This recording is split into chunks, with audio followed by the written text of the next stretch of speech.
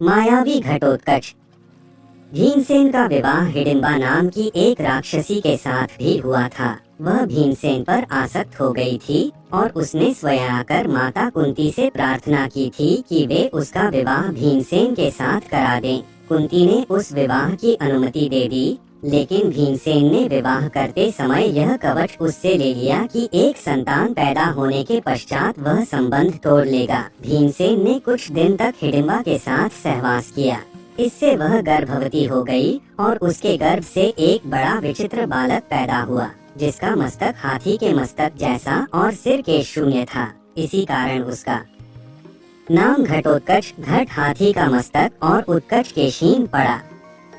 चूंकि घटोत्कच की माता एक राक्षसी थी, पिता एक वीर क्षत्रिय था, इसलिए इसमें मनुष्य और राक्षस दोनों के मिश्रित गुण विद्यमान थे। यह बड़ा क्रूर और निर्दयी था। पांडवों का बड़ा आत्मीय था। पांचों भाई इसको अपना पुत्र समझकर प्यार करते थे, इसलिए यह उनके लिए मर मिटने को सदैव तत्पर रहता था। नमस्कार दोस्तों, स्वागत है आप सभी का हमारे इस चैनल द भक्ति इरा पर। दोस्तों, अगर आप भी अपनी लाइफ में कुछ नया सीखने की चाह रखते हैं तो इस चैनल को अभी सब्सक्राइब कर ले।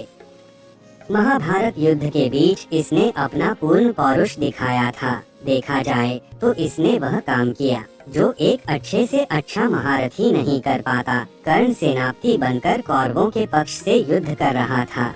वह बड़ा अद्भुत योद्धा था। उसके पास इंद्र की दी हुई ऐसी शक्ति थी जिससे वह किसी भी पराक्रमी से पराक्रमी योद्धा को मार सकता था। वह शक्ति कभी खाली जा ही नहीं सकती थी। वैसे कर्ण की निगाह अर्जुन पर लगी हुई थी। वह उस शक्ति के द्वारा अर्जुन का वध करना चाहता था। श्री कृष्ण इसको समझते थे, इसी कारण उन्होंने घटोत्कच को रणभूमि में उतारा। इस राक्षस ने आकाश से अग्नि और अनेक प्रकार के अस्त्र शस्त्र बरसाना आरंभ किया। उससे कौरव सेना में हाहाकार मच उठा।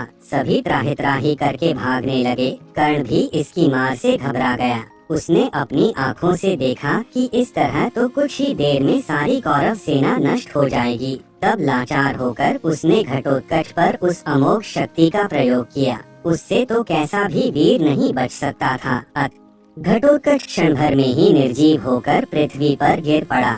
श्री कृष्ण को इससे बड़ी प्रसन्नता हुई। पांडवों को उसकी मृत्यु से दुख हुआ था, लेकिन श्री कृष्ण ने सारी चाल उनको समझाकर उन्हें संतुष्ट कर दिया।